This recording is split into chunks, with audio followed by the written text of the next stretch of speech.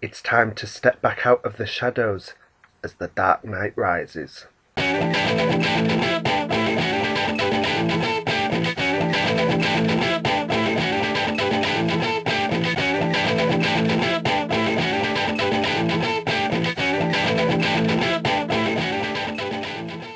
Hi everyone, it's me Ben and welcome to Entertainment Zone. I am here now for my opening day review of The Dark Knight Rises, the final instalment in Christopher Nolan's Batman trilogy. So, straight off the bat, was it better than The Dark Knight? No. Frankly, no it wasn't. Was I expecting it to be better than The Dark Knight? No. I think anyone who goes in there with the expectations for it to even exceed that movie would feel disappointed in the movie. It's because The Dark Knight was just top notch, but this movie, it is a good movie. It is a good movie, but it also has its flaws. I would probably, to get this out of the way, I would probably give it 4 out of 5 rather than the full 5 stars that some critics have been giving it. Christian Bale's performance, I think this has been his strongest performance yet as Bruce Wayne and Batman. Out of the 3 movies, yeah, he was definitely, this was the best performance he's given. Bane, now when I heard Bane was announced as the villain, I was just laughing about it for hours. I was like, this is so ridiculous, Bane. But fair play to Tom Hardy. He portrayed the character exceedingly well. He gives a real air of menace about him, and you really do have fear towards this guy because he's so strong and evil, and very believable in the role. So yeah, I really liked him. Then there was Anne Hathaway as Selina Kyle, never once in the movie called Catwoman, although obviously that's who she's playing, Selina Kyle, Catwoman. She was excellent. She was really excellent, and I really enjoyed all the scenes with her in. When she wasn't on, I wanted to see more. And you know, I've heard, again, I was very, very skeptical about Anne Hathaway. I just thought she's to be honest, I found her other roles to sometimes be a bit bland and boring. And when I heard that she got this role, I was in doubt. And again, this is another instance of not doubting Nolan's casting. And recently I read an interview with Nolan saying he'd like to see maybe Anne in her own Catwoman spin-off. And I would love that. She did a brilliant, brilliant job. Excuse me. And of course Michael Caine was great. Not in it as much this time, but he was great, as was Morgan Freeman. And joining the supporting cast was also Joseph Gordon-Levitt, who gets a lot of screen time in this movie. He was excellent. He's a great actor anyway. He did a great job. And also Marion Cotillard, who you will probably know as Leonardo DiCaprio's wife in Inception. She was excellent. It was a tight, solid cast. Nolan's always great with his cast. And so yeah, that was great. Visually, Nolan's impeccable. He's got such a good eye for detail. It was very, very well screened. You know, the excellent cinematography. So no fault on Nolan's end. It was a very big spectacle and some big set pieces, you know, and big events going on. And like I think everyone knows there's a scene with hundreds of extras running down the street. I'm not going to go too much into what that scene's about, but just the sheer scale of it is so impressive. It was likened back to the olden days of filmmaking where they had loads of extras on set, and going back to that saying, if it's possible to do without CGI, then do it. And it adds to the believability. The Batmobile doesn't make an appearance this time round, but we do have the Batman's flying machine. It's excellent. It really is so cool. The score, I've got to say, I was a bit let down by Hans Zimmer's score this time. Some of it was really good, and I noticed a piano theme going on for Catwoman, Selina Kyle. which I really liked, but I couldn't help but feel that some of the soundtrack was a bit of a rehash from the previous two movies. All in all, it was an enjoyable movie. As I said, it was not by any means better than The Dark Knight. I'm now having trouble deciding whether I would place it above or below Batman Begins, because I'm a big fan of Batman Begins, and I'm just trying to work out whether it would go below it. By no means, though, is it a weak movie. Even if it was placed below Batman Begins, it's not a weak movie at all.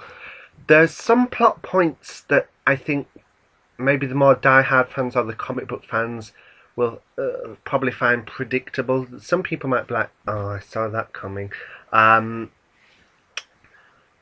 But, you know, it pays off in the end. The last half an hour, 45 minutes were excellent. I never mentioned Gary Oldman as well. He was excellent in this movie, excellent. And I also noticed that we had Nestor Carbonell from Lost back as the mayor, and also look out for Bern Gorman from Torchwood. It was great seeing him crop up in this movie. But yeah, all in all, I was pretty impressed. It does wrap up the trilogy. It does go full circle.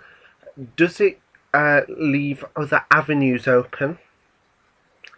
Yes, and that's the way I'm going to phrase it. Other avenues, not necessarily a sequel. Other avenues. That's what I'm going to say. So definitely check out the movie. If you haven't seen it though, I'm going to go into some spoiler talk now. So the spoiler warning will be coming up in a moment. But be sure to go and see the movie and then come back and let me know what you thought. Okay, so spoiler warning. Okay, so let's get straight into the spoilers. There was a lot of questions and anticipation. Number one, does Batman die in the movie? No, of course he doesn't. He's Batman. Does Bruce Wayne die? Kind of. Bruce fakes his death. I had a feeling this is the route they'd be going. And very early on, there's a scene with Alfred saying, you know, I've always dreamed of seeing you happy, you know, in this country. He goes on holiday to, sat across him in a restaurant, and I just knew then, as soon as Alfred said that, I knew that was going to be the end of the movie. So that's one of the predictable points. So yeah, I really had a strong feeling that was how that was going to go down. Does Bane break his back? No. He comes very close to doing it. He does serious damage to Bruce, which is why I think Bane is probably one of the best villains we've had in a long time, because he is an ultimate opponent. Okay, another one.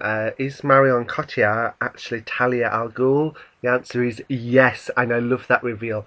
You know, it wasn't revealed until very close to the end, and I just thought, oh no, I thought surely they're not just going to let this, you know, actress go to waste. She was great as Miranda Tate, and I thought, you know, as I looked at my watch towards the end, I thought, no, this reveal's not coming. But lo and behold, it did, and it was a brilliant twist. Because we are led to believe, you know, that Bane is the son of Ra's al Ghul, but in fact he was Talia's guard and friend in the pit prison. So that was cool. We had some reappearances, which I was like, yes, get in, from Liam Neeson as Ra's al Ghul, and Jonathan Crane, the Scarecrow, played by Cillian Murphy. I was just so pleased to see them back. I like that Cillian's been in all three, and I'm just so glad that we did get Liam Neeson back. That was excellent. Really pleased, and I liked the way they did it too. It's kind of, he's there but isn't there. Is it in Bruce's mind? It was very well done. You know, I think some fans might have liked to see the Lazarus Pit, but you know, maybe in Nolan's universe that would have been a bit too far, you know. But I love that the plotline with the League of Shadows and Talia and Ra's al Ghul really helped to bring the trilogy full circle. Another question that people raised, is there any mention of the Joker in the movie? The answer is no. No mention. You know, Nolan said this was going to be the case, and so it is. You know, The Dark Knight was a fitting tribute to Heath. This movie is about moving on and also letting go of Batman as well. And then, of course, there's the big question that people have been asking. Is Joseph Gordon-Levitt's character of John Blake going to die? There's a rumour he's going to get shot in the head. B, is he going to be the new Batman? And C, is he actually going to be Robin? Well, it turns out he does survive the movie. Towards the end, there's a scene with him saving orphan kids on a bridge. I thought the police were going to shoot him dead. Then I thought, oh no, he is going to die.